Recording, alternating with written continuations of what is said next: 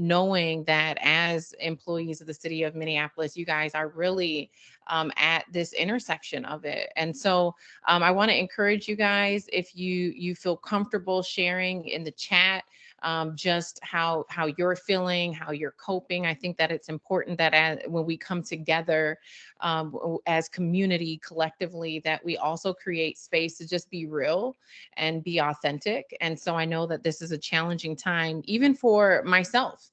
I know, I spend a lot of time covering stories similar to Muir Locke's family, but it doesn't get easier. And so I want to acknowledge that in light of our conversation today, and also that the media plays a central role in how we got to where we are today, right?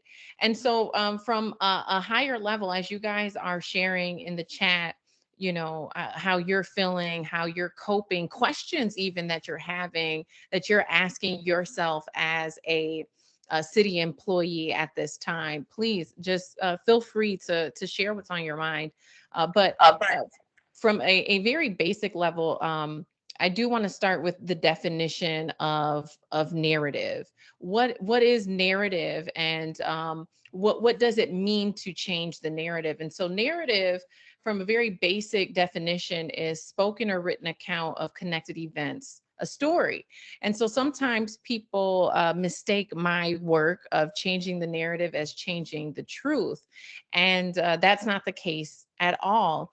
To point to a recent example, one that's very fresh, for example, in the unfolding of information about Amir Locke, one of the things that happened, we saw the release of photographs of Amir's gun without a comment from his family, who later was able to clarify that he legally, had that gun. And so changing the narrative is the idea of amplifying perspectives that are often left out of mainstream media, being mindful of the way that narratives have traditionally been harmful to communities of color. And I'll share some historical examples of this. There is actually a study that's come out recently by Howard University. And if you guys don't take anything away from this talk, take this away. It's called Hate in Print. Hate in Print. If you have a pen and paper, write it down. If you have your cell phone, take a note of it. Hate in Print. You could even Google it. Howard University has started this study compiling historical examples of the way in which the media was used as a tool to perpetuate racialized violence against the Black community. And so this is not an accusation. This is not something that I'm speaking of from my own lived experience. This is based on evidence and historical documentation that we've uncovered through research, that historically the media has been used as a tool to perpetuate stereotypes and harm against Black communities. Before going further, in light of Black History Month, I would also like to acknowledge that as a Black woman, a biracial woman, who predominantly covers stories about the Black community, I stand on the shoulders of Ida B. Wells, who was an investigative reporter who primarily focused her work on documenting lynchings in America. I stand on the shoulders of L. Alex Wilson, who documented the journey of integration in public schools in America, who was attacked while doing so, while covering the Little Rock Nine, and who 3 years after being attacked actually died as a result of his injuries. I stand on the shoulders of the photojournalist who boldly, courageously took photographs of Emmett Till and published them to the world. The power of media and the power of journalism is so significant. It does have the ability to right injustices, but it also has the ability, when used inappropriately, to make the public believe that a lie is the truth, as quoted by Malcolm X. And so I'm excited to go deeper with you all, and share, for those of you who may not have worked in in journalism or in mainstream media, more about the ethics of journalism. And so one thing that is agreed upon within the industry is that journalism and storytelling and news is supposed to be unbiased, balanced, and objective. That's what it's supposed to be. But I want to challenge this system a bit, because we know, based on the inequities that have been produced in our society, that it has not always been balanced, unbiased, and objective. And so I asked this question: how many times have you heard George Floyd, Philando Castile, or Jamar Clark called a victim? And the crazy thing is, this was a question that I put in this presentation 2 years ago, and now we could add Amir Locke to that list. And in point to that as an example, where in fact he wasn't referred to as a victim, he was referred to as a suspect. And why is that significant? Because of the connotation, the implication that applies, right? And so by not referring to individuals as a victim, and in some cases referring to them as a suspect, what are we doing with our narrative? Specifically, what is the media doing with its narrative? And so now we're moving into this place where we have a practice, we have a standard within the industry that that inherently criminalizes Black men and sometimes Black women. And so, what is a victim, right? There's a lot of controversy within or I should say, rather than controversy, a lot of dialogue in the journalism industry about the use of the word victim and when it's appropriate, and even the word murder. You know, there's some legal parameters around using some of these words that you do have to respect. But when you look at the word victim, it is a person harmed, injured, or killed as a result of a crime, accident, or other incident. And so even in the incident when it's not criminal, right? Because we don't want to unjustly criminalize police officers. If an officer is found not guilty on criminal charges, we also don't want to criminalize them. We want to create narratives that are accurate and balanced and unbiased, and that goes both ways. And so when you truly have a victim, it doesn't necessarily have to be as a result of a crime. It could be as a result of an accident. And so, there are no legal parameters on why we cannot call a person a victim. And I think that we should be more mindful of evoking compassion and empathy with the narratives that we create. And for those of you, I know that as a media professional, the things I'm talking about today are very hyper focused on the media and the way that the media influences the way that we think, right? But also, on a very, very basic level, these things also apply to us as individuals, as human beings, as church members, as neighbors, as friends, all living in this community. People who have, most likely, you guys have a social media profile, whether it's Facebook or TikTok or Twitter. The narratives that you share in your inner circles also have influence and also evoke compassion or lack thereof, right? And so I also hope that there are some things that you all can take away from this on a personal level, outside of having a better understanding of the media industry, that you can walk away with some tools to create your own narratives that produce equity as well. It's very important. And so going to some of those examples, right? Taking this outside of just my lived experience as a Black woman in this industry, but pointing to some evidence-based examples where these things have occurred in mainstream media. I want to go back historically Since the inception of media, we've seen blackface. And we've also seen stereotypes perpetuated through films and even newscasts. And so we'll go into that here. I, as a Black woman working in a newsroom during my time in mainstream media, I often saw newscasts that were saturated with mugshots of Black people. And in the chat, if you know who these 5 young men are, please feel free to share that in the chat.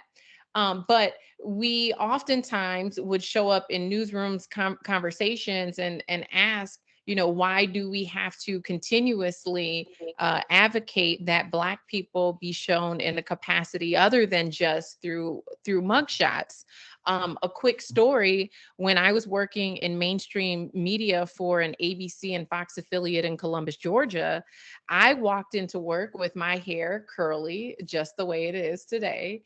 And I was reprimanded because it was a violation of my contract to come into work with curly hair. I had a contractual obligation to straighten my hair to obtain a European standard of beauty. And while that is the industry standard, it doesn't mean that it's right. It doesn't mean that it's not discriminatory, and it doesn't mean that it shouldn't change.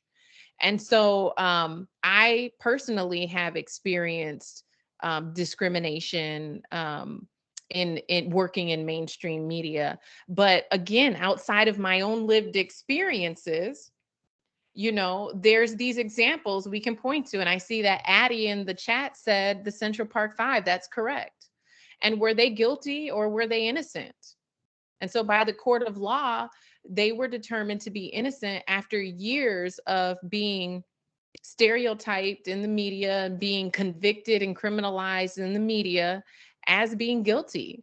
And obviously, it wasn't just something that the media did by themselves. There was a criminal justice system behind them that was also deeming them to be guilty as well. But how does the media industry reconcile after portraying these men as criminal when eventually they were found to be innocent?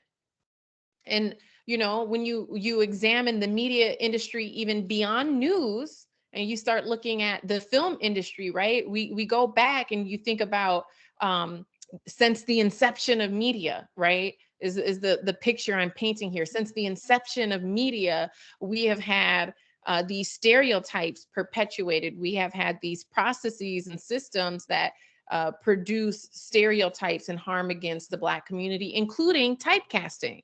So when you examine the film industry within the media umbrella, you will see that oftentimes, after blackface, right, that same system, it was upheld through typecasting, where you have these stereotypical roles that are written into scripts and that are acted out by Black actors and actresses, like this movie here, which was one of my favorites, despite the typecasting, called Babs. And so, yes, traditionally, media has been used to perpetuate negative stereotypes of Black people. And those are just a few examples that I can paint over. But now, in the vein of hate in print, here's a few historical examples from newspapers, right? Going back to that idea that journalism is supposed to be unbiased, balanced, and objective. These are articles from the what happened in Tulsa, the massacre that happened, the decimation of Black Wall Street. And if you look to the left here, nab Negro for attacking girl in an elevator. Is that unbiased? Is that objective? Is that balanced? Absolutely not. That's a call to action. When you look at the narrative here, the word NAB, NAB, is a call to action. So when we research exactly how something so horrific as what happened in Tulsa 100 years ago, right? We researched like how did that happen, right? Like what led up to that? What we will find oftentimes through the paper trail of these newspapers, as you will see if you look up print and hate, that the media was used as a tool, a vehicle to incite white mobs. And so after a headline like that, a call to action, NAB, then we would see lynchings, we would see Black businesses burnt to the ground. And so this is one example, but there are hundreds, as you will see in the print and hate research project by Howard University, if you look it up. And this here, coming back closer to home in Duluth, Minnesota, 100 years ago, there was a triple lynching. Some of you guys may have heard of it. But the newspaper was used in a similar way. Some of the earlier pieces that were put out incited the mob, and then later on, after the full story came out, after they were able to talk to doctors and find out that the accusation made by Irene Tuskin was false. They found out that, you know, this young girl, Irene Tuskin, accused the circus workers, Black circus workers who were in Duluth, Minnesota. She accused them of raping her, and then based on a doctor's examination that came out later, they found out that it was a lie, and that she had involvement with a man that she was trying to a white man she was trying to cover up from her parents. She didn't want them to know. And so she blamed these Black men. She falsely accused them. And as a result, three of them were lynched. A white mob broke into the Duluth jail, and they lynched them in downtown Duluth. Um, Recently, I'll share a fact about this story. When I was anchoring at the NBC affiliate in Duluth, Minnesota, I interviewed her great nephew, Mike Tuskin, who is actually the current police chief. So the current police chief in Duluth, Minnesota is the great nephew of Irene Tuskin, who falsely accused three Black circus workers of rape, and you know, then they were lynched for that. And so it's very interesting to hear his perspective of growing up with that being his aunt and him now being the police chief in Duluth, Minnesota, during a time where clearly relations between police and communities of color are very tense. And so if you get a chance to look that interview up, it's very powerful. But going back again to this and it's not an idea, I don't want to say idea, but these evidence, this paper trail that we have of the way in which the media had been used as a vehicle to perpetuate stereotypes and other harm, and sometimes death, against Black communities and communities of color. And more, even more modern day. And I know some of this, there's some intersection with you guys being at the city in your work. But as you guys know, if you follow me, I have to keep it real. And then these are facts, right? The first press release that was issued about George Floyd said that he died of a medical complication. And we know that based on the footage that was captured by Darnella Frazier, that's not what happened. And then also in a court of law, the determination made by a jury and Judge Cahill is that is not what happened. And so when we talk about narrative, the initial narrative about George Floyd was that he died of a medical complication. And so that was a clear modern day incident of when there was a need to change the narrative. That is a modern day example of a time where the media, again, was used as a vehicle to perpetuate a harmful narrative to the Black community. And so I'm sharing all of this to, you know, get you guys to understand the impact that this has on all of us.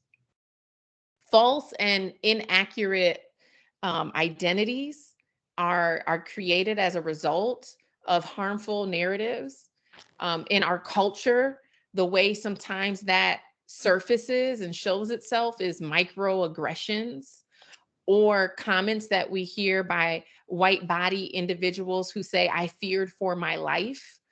Maybe not so much now, but in the 90s, there was a lot of imagery where we would see white women clutching onto their purse when they were confronted by or walking past a black man, right? And so the impact, the psychological impact that the narratives have on us is real, and it shows up in a lot of different ways.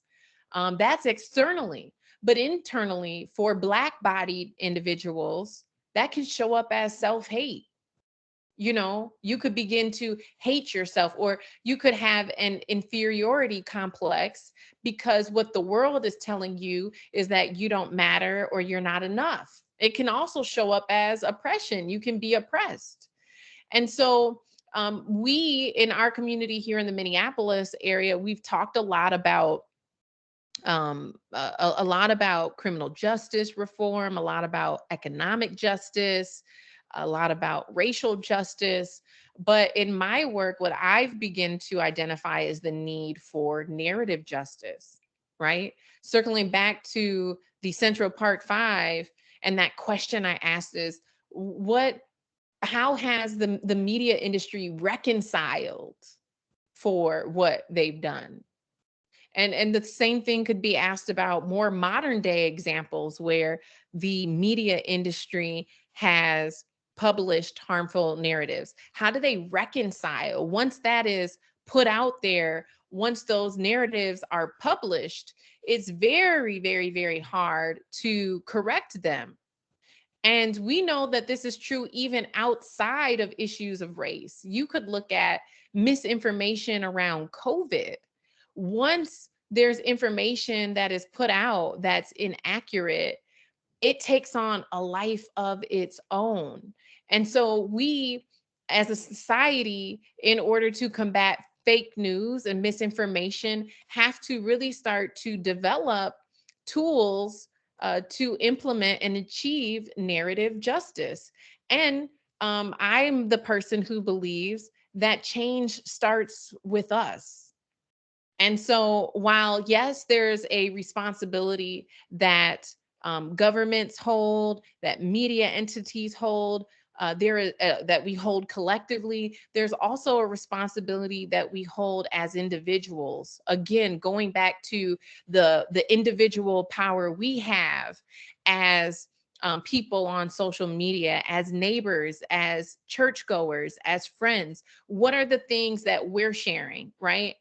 And so to kind of disrupt the process, we have to start with where we get our narratives and information, and how can we start to identify harmful narratives when we see them.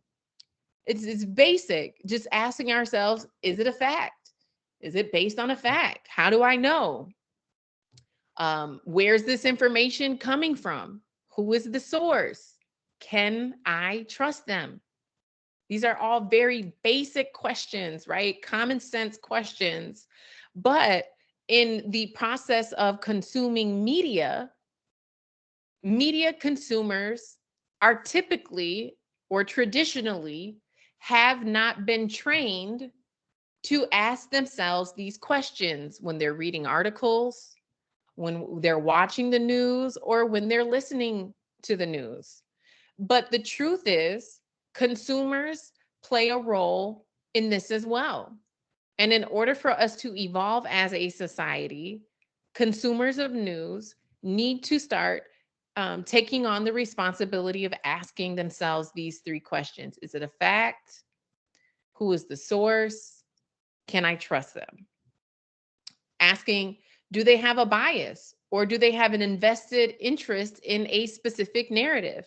Sometimes we know that even pointing to political campaigns, You could see a 30-second ad that could run, and it could include statistics that could paint a candidate out to be a terrible person, but it's funded by a person of the opposing or competing candidate, right? And so that's a easy kind of low hanging fruit to point to. But the same thing is true for editorial pieces. The same thing is true for news outlets at large. Who owns this news outlet? What political campaigns are they funding? Do they own other businesses? Do they own products or services that they're selling elsewhere? Am I reading a fact-based article or watching a fact-based report, or is this marketing? These are very critical questions that in today's climate, especially as people are getting more of their information online, where regulations are a lot more loose, you have to ask yourself these questions as a consumer of media, as a consumer of news. You cannot depend on the outlet, the journalist, the news source to be transparent about these things, because we have seen historically they won't be. Who else would be, a good expert on this topic, and why aren't we hearing from them? That has been a question that has really fueled the work that I do, because when I consume news, I witness oftentimes sources, experts who don't look like me. And that is how I have been able to grow an online audience that reaches, at least last year, we reached over 15 million people just by simply publishing videos to Facebook. And we did that because we were able to offer our community alternative perspectives that were being left out of mainstream media. And while, yes, many of you on this call, and maybe none of you on this call, control who's on the 5 o'clock news or who's being interviewed on NPR, you do have a network of people that you could reach out to inform yourself. Why is it solely the responsible of media outlets and news organizations to inform the public? Do we not also have a responsibility to inform ourselves? Can we not be empowered by reaching out to people, experts in our own network, to just simply pick up the phone and have a conversation about something that is happening and get their perspective?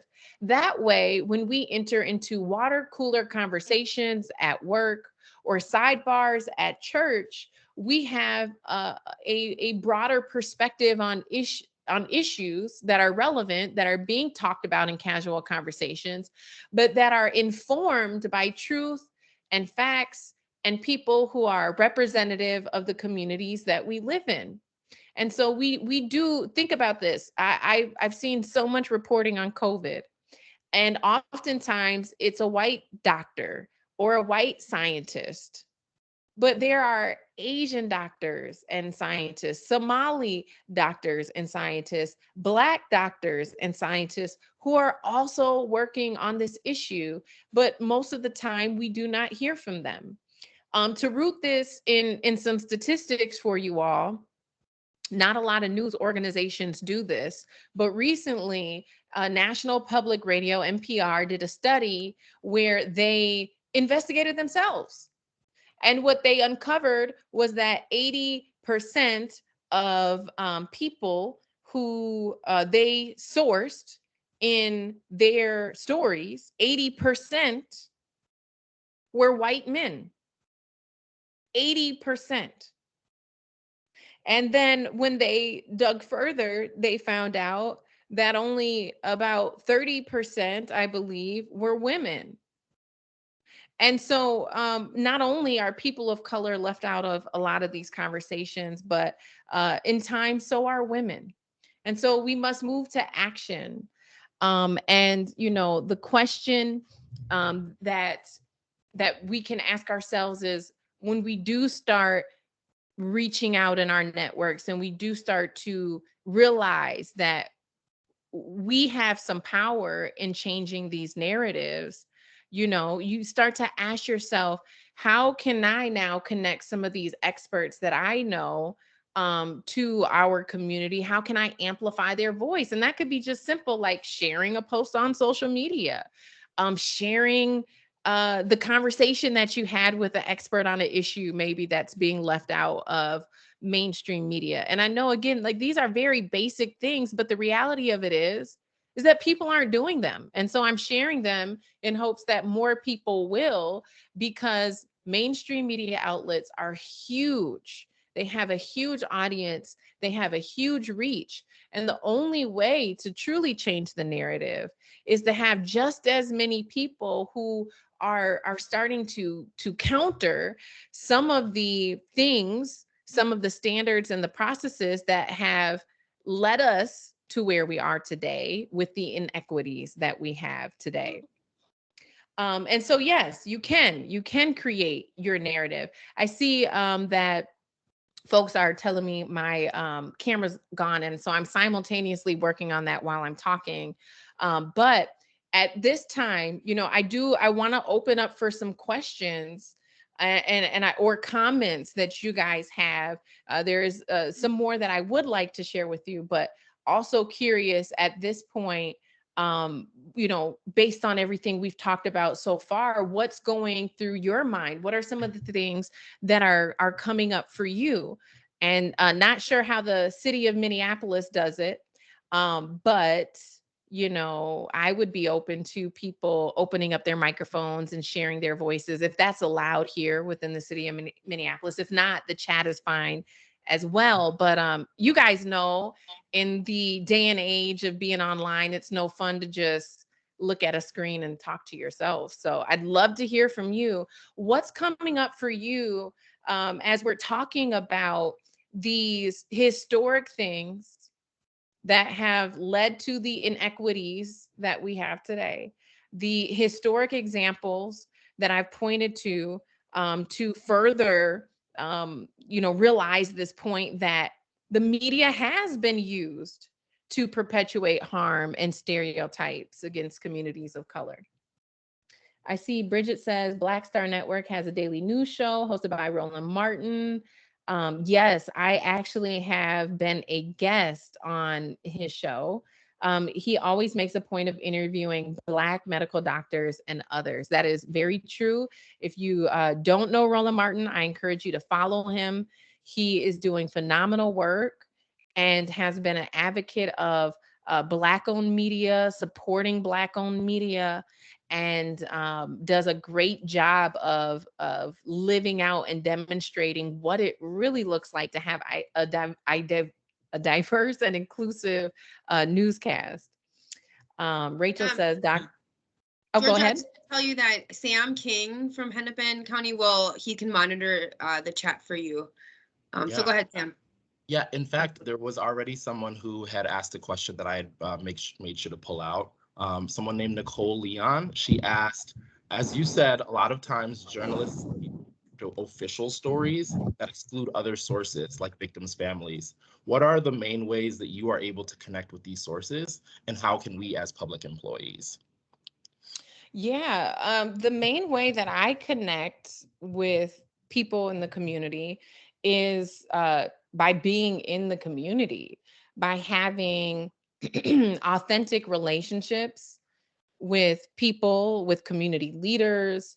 Um, and I will say that uh, 9 times out of 10, any big story that I've gotten has been literally given to me by someone in community who picks up the phone and calls me and is like, I think you should know about this. I think you should have this photograph or this video that's important that the community needs to see.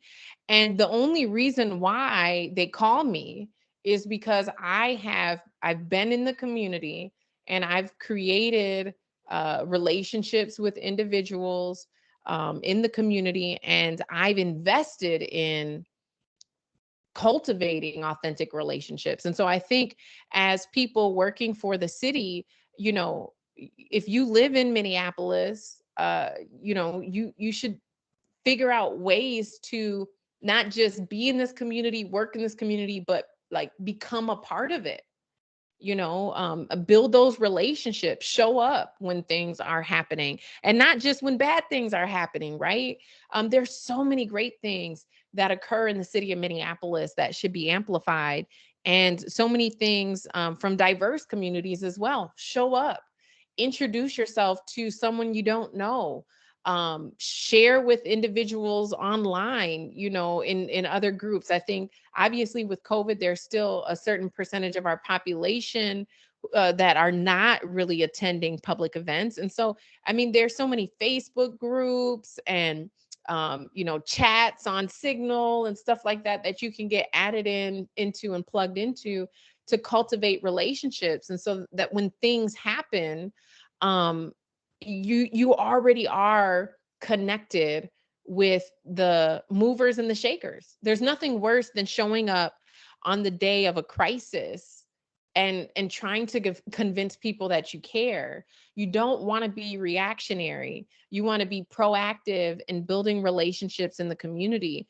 so that when something happens, you already have that infrastructure of human capital to tap into. 100%. Yeah, thank you for sharing that. We have other comments in the chat.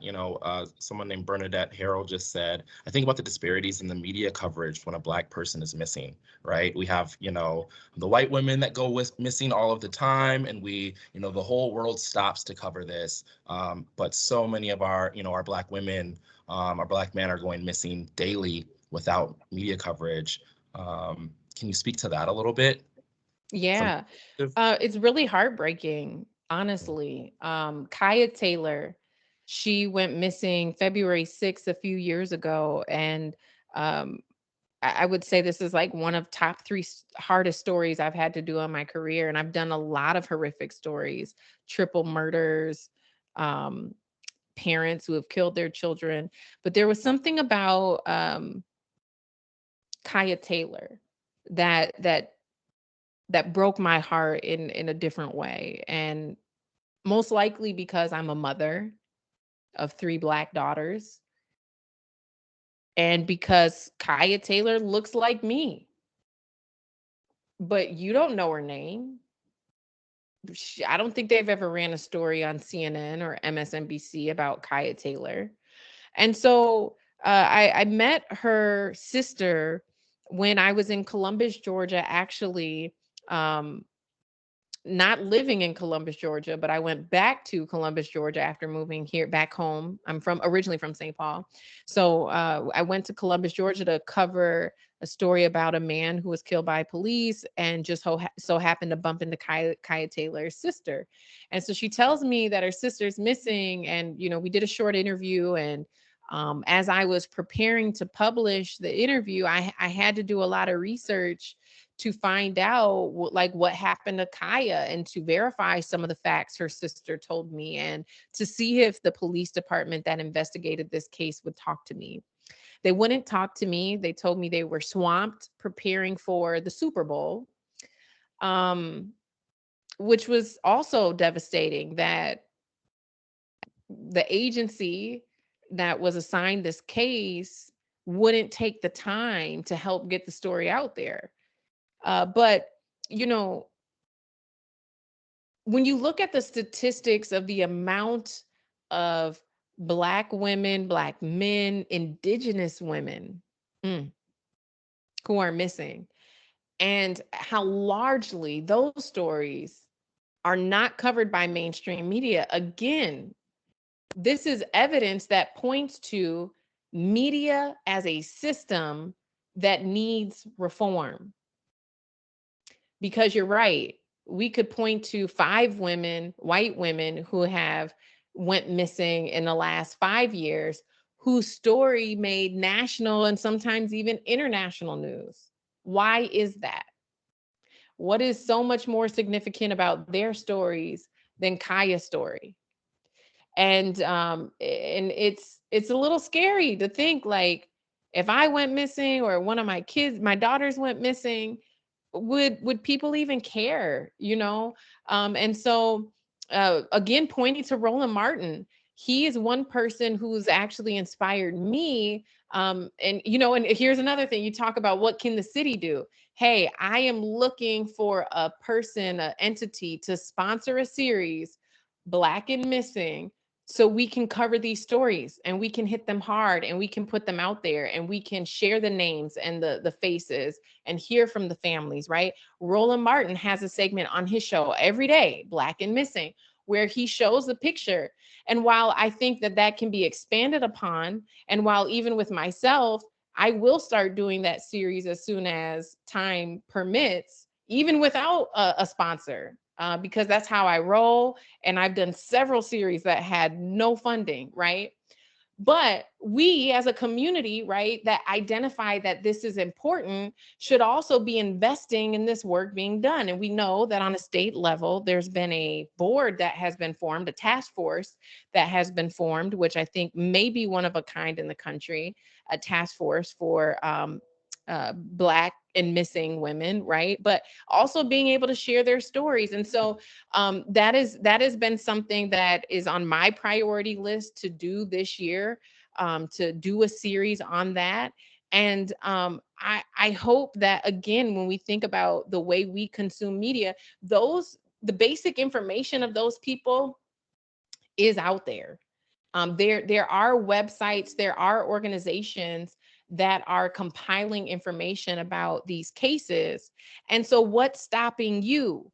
What's stopping me from just going to that website and sharing what they already have on our social media, right?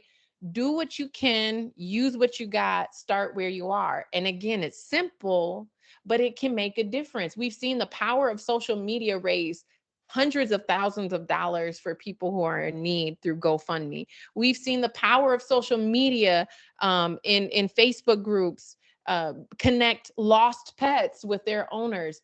Just sharing something on social media, it costs you nothing but a few seconds of your time. And so, but that is an area that is very dear to my heart, and where there is so much room for improvement on telling those stories. Thank you so much for that response. I'm going to read off Commissioner Angela Connolly's question, and then I believe I saw Paul Harper's hand was raised, so I was wondering if he wanted to pop up and speak after I get done sharing Commissioner Connolly's question. So here I go. How can your work, Georgia, support especially Black employees at the city and county who have to go to work every day, even when our institutions have been the source of harm? Yeah. Can you repeat that one more time? Yeah. So how can your work support especially the Black employees at the city and the county who have to go to work every day, even when our institutions have been the source of harm? How can my work support Black employees at the city, even when that has been the source of harm for our community? This is a conversation that I'm willing to have.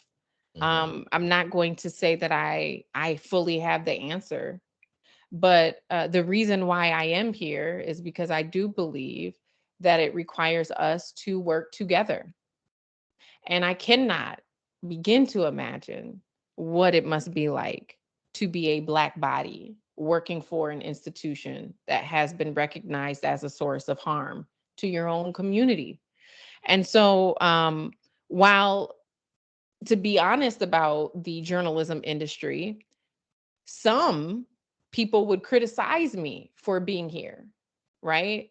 I'm receiving a small stipend to be here. And some people would say, "Oh, you can't get paid by the city. You can't do that."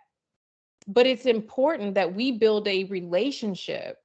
It's important that me as a person of a part of this community, you all as people who work in this community and potentially live in this community, that we build relationships so we can work together on identifying solutions, because we've identified problems. That's for certain. I think there's a lot of problems in this community that we could agree on that are going to require some very complex and dynamic solutions, and it's going to require people from all different types of backgrounds to work together.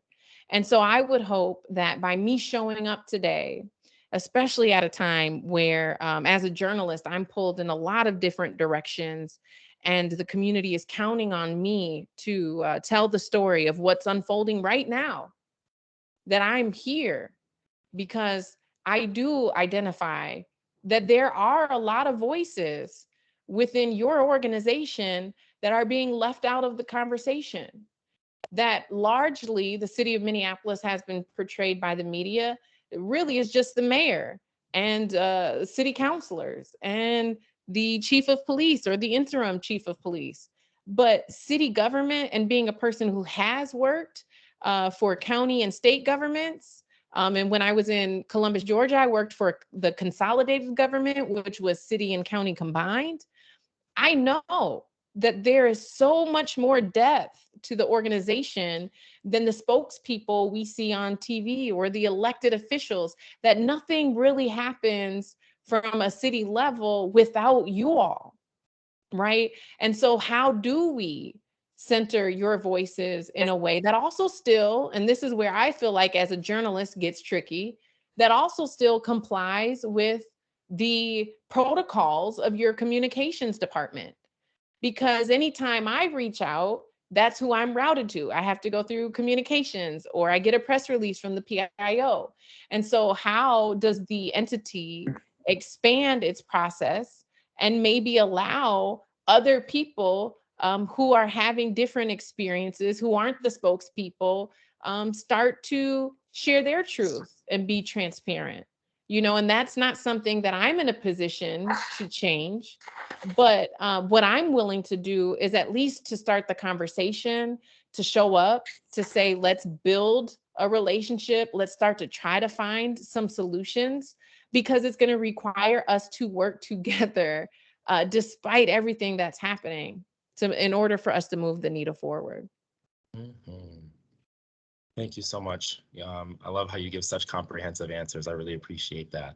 Paul, I believe you had your hand up, so I wanted to give you time to share your question.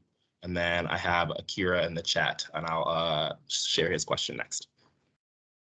Yeah, here are my comments. You had asked the question, like, what are our thoughts after we listen to what you're saying? And first, I want to comment on one thing that you mentioned about getting paid. You need to get paid. We need to acknowledge your value. It's, there's other people who will get paid, and there's no question, just because you're a minority woman, it shouldn't matter. You should be able to, there should be a level of equity, that if other people are compensated, you should be compensated for the knowledge that you're sharing. And you were saying, like, how do your comments resonate with me? Well, I find it motivating, right? Because you're shedding light on the truth that I've lived and that other people have lived, that there is a level of misinformation that comes from the media as well as other sources that some people don't acknowledge. I currently live in a suburban area, and I find it intriguing that some of the people that I reside near will speak in terms of, well, those people.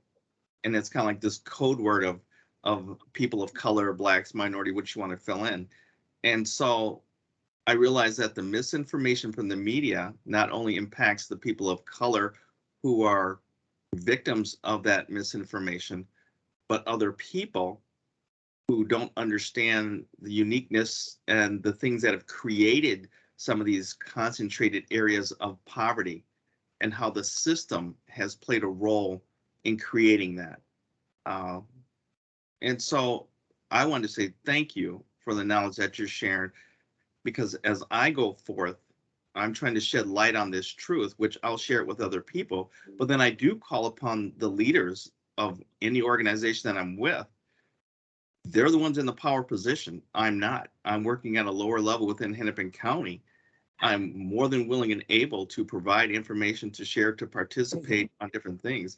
But they in those power positions have to reach down and hear the truth, as you've done in the community, from the bottom line workers who are at the foundation serving the communities that are also suffering from the disenfranchisements that are occurring out there. Because as I work in a clinical setting, and my knowledge, the most truth comes from the people who are experiencing the challenges out there in the street. and they will tell you how the services need to be provided. You don't need to That's come to right. me. I can translate the knowledge from the community that will tell you, hey, Paul, why don't you have a benefits team at 1800 Chicago supporting you? Well, it's in the works. They've given me some truth. It used to be this way. We want it to be reflective of that way again. So thank you. You re-energized me to continue to move forward. Because one last thing I'll say is that we have no choice as people of color. This has been my lived experience as a child. So I don't have the option to give up, right? And Yeah. also, my ancestors before me transformed things by participating. That's right. And they suffered in hardships that I couldn't fathom because I wasn't in those periods of times. World War II, World War I, Korea. Now I understand what the struggle is like in the first Gulf War, Iraq, and Afghanistan, because now I have served as well. But it's through my service that I can continue on with the transformation that they started and for which they could not benefit sometimes, specifically talking about the VA home loan. That's a whole nother history that we're not going to go into right now. But now they've created, through their resiliency and unwillingness to give up, have created the ability for me to prosper and to continue to make transformation for the people that I'm serving. Because Yes. in Hennepin County, I want to be reflective of and responsive to the community I'm serving. Thank you for your presentation. That's all I'm going to say. Thank you so much, Paul. And, I appreciate everything you shared. And I would like to reiterate your point about equity. Equity is compensating people of color appropriately for their time. So I agree with you there for sure. The other thing that I'll say, something you touched on, was how impactful having stories, right? In the city, I'm sure you guys work a lot with like the numbers, and you're aware of the disparities we have in Minneapolis surrounding home ownership and the wealth gap and the education gap and the health gap. And it's terrible, right? But start to put some stories to those numbers. Whatever work you're doing, what I've learned in my career is that the power of stories can move people to action, can move people to change. And we even see it on the campaign trail. How many times you hear a politician get up there and they start talking about Joe from a specific city who had a problem and how policy is going to change that problem, right? And so you use the story. And so I want to encourage you too to think about how you, through building relationships in community, getting to know people, learning the stories of the people who are having the lived experience that your work is connected to, how you being able to capture their story and share their story can help drive equity, right? Can help drive solutions in the city or in the county that help to eradicate the disparities that we're currently living with here in Minnesota. Thank you for sharing. We really appreciate it. So we have 3 minutes left. Is there another question that you would want to answer, or is there something that you just want to leave us with before I wrap us up? You tell us what you want to do, Georgia. The thing I want to leave people with, I really encourage you to check out Print in Hate. I know I've said that a lot. But take care of yourself. Be kind to yourself. The intersection of being in a Black body and to that question that was asked earlier about, being Black and working for an entity that you feel like has caused harm, that is a difficult and complex intersection to live in. And so be mindful of that, feel what you feel, connect with community so you can create space to release that, find solutions, be solution oriented, and find ways to move forward, right? But take care of yourself. One of the things one of the women said at a press conference recently that resonated with me is like, Black women been holding up the sun and the sky and the moon, and we've been, taking care of America. but we're just now learning how to take care of ourselves. And I would argue that that doesn't just apply to Black women, but it applies to all bodies of culture and all bodies of color. And so I want to leave people with a charge to do something kind for yourself today. And if you don't got time or money, find something relaxing that you can do that's free over the weekend, even if it's just resting and taking a moment to be still, to process what you're going through or to write it out. It's so important that we preserve ourselves, and that we continuously show up every day holistically and whole, and that we heal from our hurts. So if there's anything, I know that's not directly connected to narrative, but you can't pursue narrative justice or systems change, or you can't accomplish nothing if you don't take care of yourself. So I think that seems most fitting in light of our current climate here in the city of Minneapolis. Awesome. Well, thank you so much, Georgia, for your wonderful presentation and insights. We appreciate you so much. Also, want to give a special shout out and thanks to Commissioner Connolly for her introduction. And thank you to all of you who showed up. We have amazing numbers. I loved seeing all of your beautiful faces here in attendance. I just wanted to give a quick shout out for some events that we have coming up throughout the month of February.